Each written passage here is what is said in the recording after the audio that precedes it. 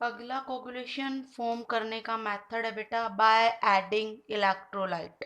Electrolyte add करके भी हम क्या कर सकते हैं, कोगुलेट कर सकते हैं, पीपीटी फॉर्म कर सकते हैं। Lyophobic are easily coagulate by addition of an electrolyte. ये कह रहा है कोई भी जो लायोफोबिक कोलॉइड्स होंगे, जैसे लायोफिलिक के लिए हमें एक सोलवेंट ऐड करना पड़ रहा था, ऐसे लायोफोबिक कोलॉइड्स को अगर आपको कोगुलेट करना है बेटा, तो आपको क्या ऐड करना पड़ेगा, एक इलेक्ट्रोलाइट ऐड करना पड़ेगा। ठीक है। जो हमारे कोलॉइड पार्टिकल रहेंगे, it is absorb towards the opposite charge and get neutralize. ठीक है। क्या होता है एक्चुअल में कि मान लीजिए आपका जो कोलॉइड पार्टिकल है बेटा वो नेगेटिवली चार्ज था। ठीक है। ये दो कोलॉइड पार्टिकल थे आपके इस सॉल्यूशन के अंदर, और ये आपके कैसे चार्ज थे, नेगेटिवली चार्ज थे। तो आपने क्या किया, इसके अंदर एक इलेक्ट्रोलाइट डाला, और वो इलेक्ट्रोलाइट का जो पॉजिटिव आयन था, जैसे कि मान लीजिए हमने एल्यूमिनियम का कोई इलेक्ट्रोलाइट डाला है ना, तो जो Al3 पॉजिटिव था वो क्या करेगा, इसके चारों तरफ जाके डिपॉजिट हो जाएगा। अब देखिए मैंने मान लिया कि जो Cp था भाई, जो हमारा कोलॉइड पार्टिकल था, उस पे 6 नेगेटिव आयंस का चार्ज था ना, 6 एनायन जितना चार्ज था। तो हमें दो एल्यूमिनियम यहाँ पे एडजॉर्ब करने पड़ेंगे, या हम ये कहें कि हमारा जो कोलॉइड पार्टिकल है वो दो एल्यूमिनियम इलेक्ट्रोलाइट जो हमने यूज किया है उसके दो Al3 पॉजिटिव को एडजॉर्ब करेगा। अब Al3 पॉजिटिव मीन्स एक Al के पास कितना चार्ज है, 3 पॉजिटिव है, दूसरे के पास भी 3 पॉजिटिव है ना, तो टोटल कितना हो गया, 6 पॉजिटिव हो गया। तो आपका जो Cp रहेगा जिसपे आपका 6 नेगेटिव था, उसको दो Al3 पॉजिटिव आयन क्या कर देंगे, न्यूट्रलाइज कर देंगे। इधर भी सेम फैक्टर रहेगा, क्योंकि ऑल जो हमारे कोलोइडल पार्टिकल होते हैं किसी सॉल्यूशन के अंदर, ऑल है वो सेम चार्ज, ये हमने पहली लाइन पढ़ी थी। तो यहाँ भी 6 ही रहे होंगे, तो इलेक्ट्रोलाइट यहाँ भी 2 ही चाहिए होंगे इसको न्यूट्रलाइज करने के लिए। अब ये भी न्यूट्रलाइज हो गया है भाई, ये भी न्यूट्रलाइज हो गया है, दोनों क्या करेंगे, अब जुड़ेंगे, कोगुलेट एग्रीगेट करेंगे, ऐड अप होंगे, और जब ये एग्रीगेट करते हैं बेटा, तो उस टाइम हमारा पीपीटी फॉर्म होता है, प्रेसिपिटेट फॉर्म होता है, ये सस्पेंडेड हो जाते हैं, या हम ये कह सकते हैं कि कोगुलेशन हो जाता है। ठीक है।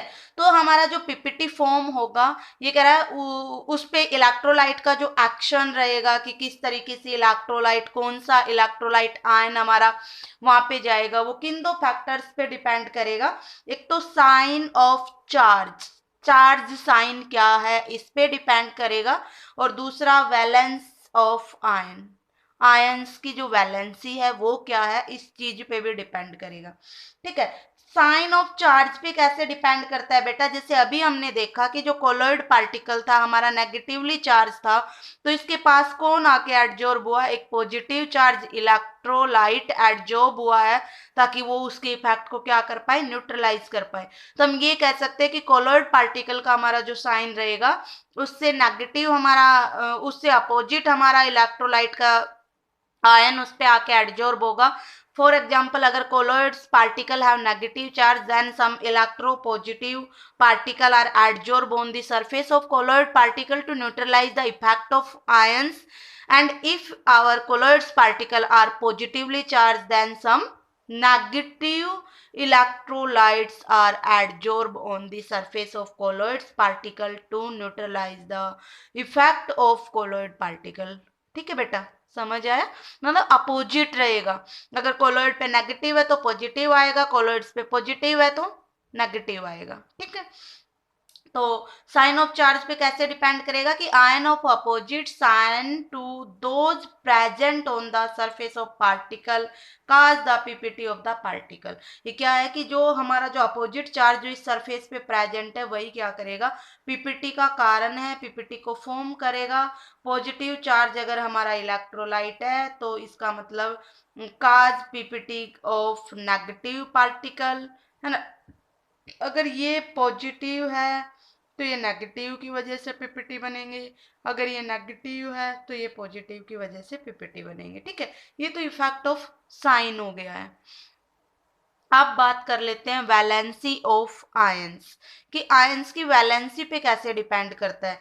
जैसे हमने मान लिया बेटा कि ये हमारा एक कंटेनर था जिसमें हमारा कोलोइडल सॉल्यूशन था बेटा, इसमें हमारे जो कोलोइडल पार्टिकल थे 3 थे, और मैंने कहा 3 कोलोइड्स पे एक एक नेगेटिव था, मतलब टोटल 3 नेगेटिव चार्ज यहाँ पे है।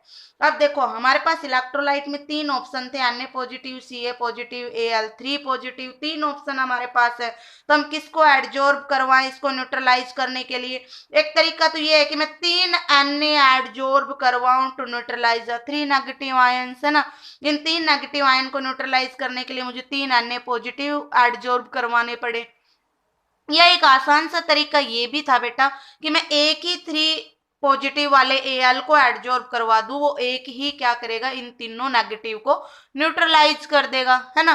तो हम क्या करेंगे, कौन से ऑप्शन को चूज करेंगे, इस वाले को। ठीक है, जो ज्यादा मीन्स जो कम अमाउंट में ही उस सारे इफेक्ट को न्यूट्रलाइज कर दे, हम उसी इलेक्ट्रोलाइट को यूज करते हैं। जितना हाई चार्ज होगा उतना ही हाई कोगुलेशन पावर होगी उसकी, हम ये कह सकते हैं। क्यों? क्योंकि देखिए आप, यहाँ पे चार्ज 3 था तो इस पे 3 चार्ज था, तो ये अकेला ही इसको कोगुलेट करने की कैपेसिटी रखता है। लेकिन अगर हम यहाँ पे बात करते तो 3 लेते तब कोगुलेशन होता है ना। तो जितना चार्ज ज्यादा है उतना ही उसका कोगुलेटिंग पावर ज्यादा है। यही था हमारा Hardy Schulze rule. Hardy Schulze rule यही था बेटा कि higher charge means higher coagulation power. ठीक है भाई।